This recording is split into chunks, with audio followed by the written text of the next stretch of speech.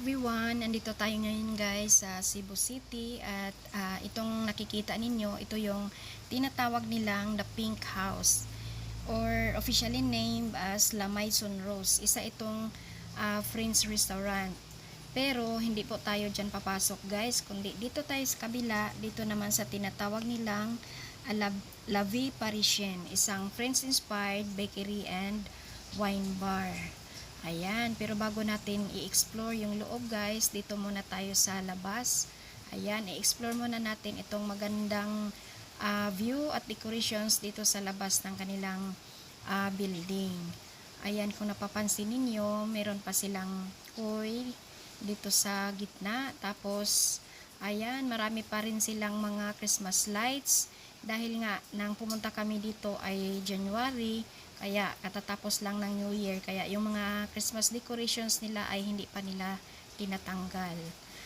Etong ano nila guys, nakaka-amaze itong Christmas tree nila dahil ito ay gawa sa mga empty bottles ng kanilang special na beer. Ayan. O di ba? Ayan, mga empty bottles yan lahat guys. Nakaka-amaze dahil maganda pala tingnan. Lalo na kung lalagyan na ng mga ilaw. Ayan, tapos doon naman sa bandang likuran, ayan, kung napapansin niyo yung may mga purple na ilaw, pupuntahan din natin yan. Ayan. Ayan yung kanilang mga Christmas decorations. So, maganda itong lugar na ito guys, lalo na siguro sa loob. So, mamaya puntahan natin yung loob ng ng La Vie Parisienne. Ayan guys, oh, di ba ang ganda. May mga lamisa diyan sa loob. Ayan. Pwede tayong diyan iinom or kakain. Pag nag-order kayo, pwedeng sabihin na diyan kayo pupisto. Ayan, maganda pa naman guys. Ayun oh, makikita mula dito yung looban ng La Vie Parisienne. O ayan guys, diba ang ganda. Ang ganda tingnan. Tapos sa ngayon, walang gumagamit diyan. Kasi nang pumunta kami dito, 11 na ng gabi. Kaya siguro wala nang nagiinuman diyan kundi nandoon sa loob. Diba ang ganda. Gawa sa yan guys, yung parang hindi naman yan kubo, no? Pero yan ay gawa sa napaka-unique kasi gawa yan sa uway. Iwan ko kung ano yan tawag niyan sa Tagalog. Basta sa amin, itong parang native na yung materials na ginagamit yan, gawa sa uway. Ayan. Diba? Ang ganda. Ayan. So, maya lang, punta tayo doon sa doon sa loob. Ayan. So, balik na tayo dito. Kasi meron din silang guys, meron din silang parang upper deck kung saan meron ding mga lamisa doon, pwede din doon mag-inuman. Kasi nga ang La Vie Parisienne ay isang French inspired bakery and wine bar. Kaya akyatin din natin yan. Meron din silang doon, mga decorations. Ayan, puntahan natin. Tapos dito, ayan oh, ang dami din nilang mga halaman. Ito ay tinatawag na ano bang tawag ng halaman na yan? Kalimutan ko. Basta pamilya yan ng ng fern. Ay pala, foxtail. Ayun. Yan yung tinatawag na foxtail. Ayan. So, dito banda guys, merong hagdanan na pa-spiral. Ayan, akyat tayo dyan. Siya nga pala guys, itong La Vie Parisienne at saka itong The Pink House or Lamay Sunrose, iisa lang may-ari nito guys. Kaya kung napapansin ninyo, andito lang sa isang lugar itong dalawang building. So ayan guys, andito na tayo sa taas. Ayan yung mga sasakyan sa baba. Tapos, meron pala sila ditong parang Eiffel Tower. Ang cute, diba? Ang ganda kasi may mga ilaw din. Tapos sa gitna, merong lamisa. Kaya pwede ka rin dyan uminom ng wine or ng beer. Or kasama yung mga kaibigan or yung girlfriend or boyfriend mo. So pwede kayo dyan sa gitna mag-inuman. Tapos dito naman may mga lamisa din. So ayan guys, mula dito sa taas makikita natin yung magandang view dito sa buong area nila dito sa baba. O di ba ang ganda? Makikita yung pinaka gitna ng ng buong area. Ayan, so bababa na tayo guys para pasukin naman natin yung looban ng La Vie Parisienne.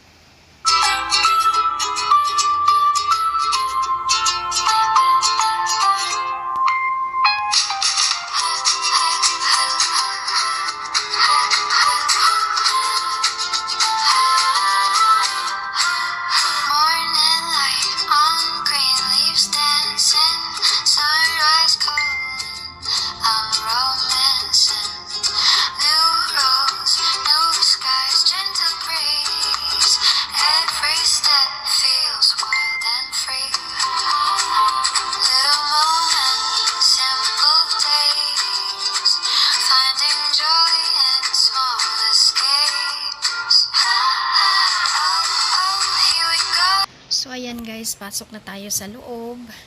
Ayan, ito yung looban ng La Vie Parisienne. Ayan, since ang La Vie Parisienne ay isa ring French bakery, kaya makikita natin meron din silang mga delicacies dito. Meron silang mga cakes, mga iba't ibang bread, at meron din silang mga cupcakes. Meron din sila ditong mga pizza guys. Ayan, tapos kahit saan ka lilingon, meron kang makikitang iba't ibang wine at beer na naka-display. Ayan. Meron din silang mga soft drinks at mga beer. Ayan. Tapos,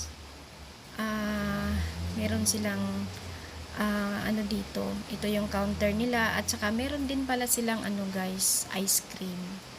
Ayan o, tapos dito banda may mga lamesa. Ayan, doon uupo yung gustong mag-inuman. Pero bago yan, puntahan muna natin itong pinaka nila ng wine. Dito naka-display yung lahat ng mga iba't ibang uri ng mga mamahaling wine. O diba?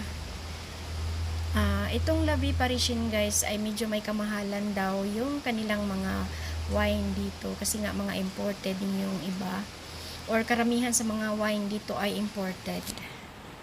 So ayan guys, ang daming mga wine na naka-display, iba't ibang uri ng wine, may mga imported, meron ding mga lokal. At saka napaka-unique talaga ng pagkagawa ng kanilang lalagyan ng wine guys.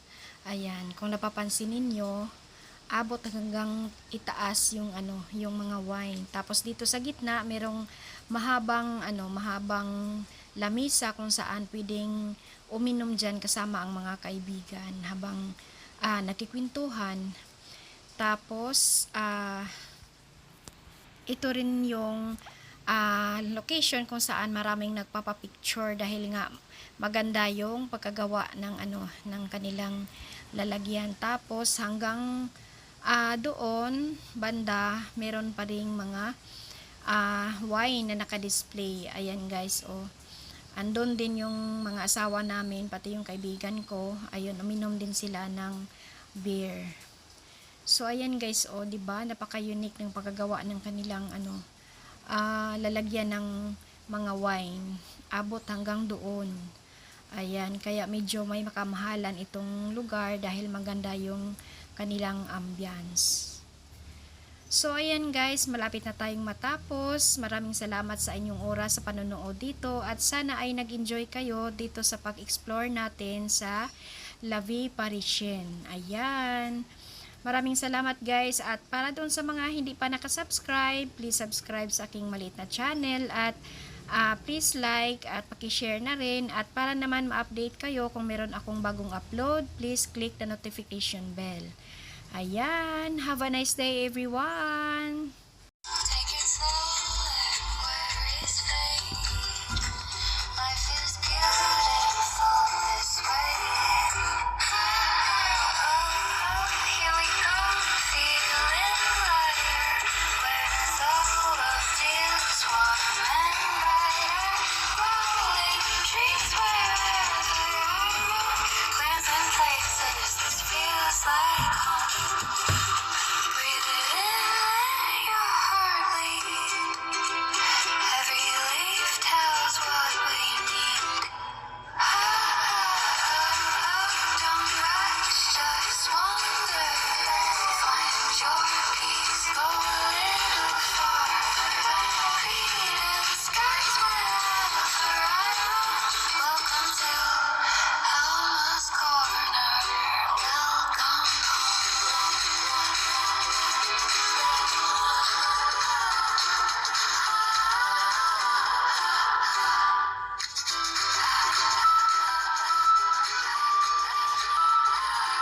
love.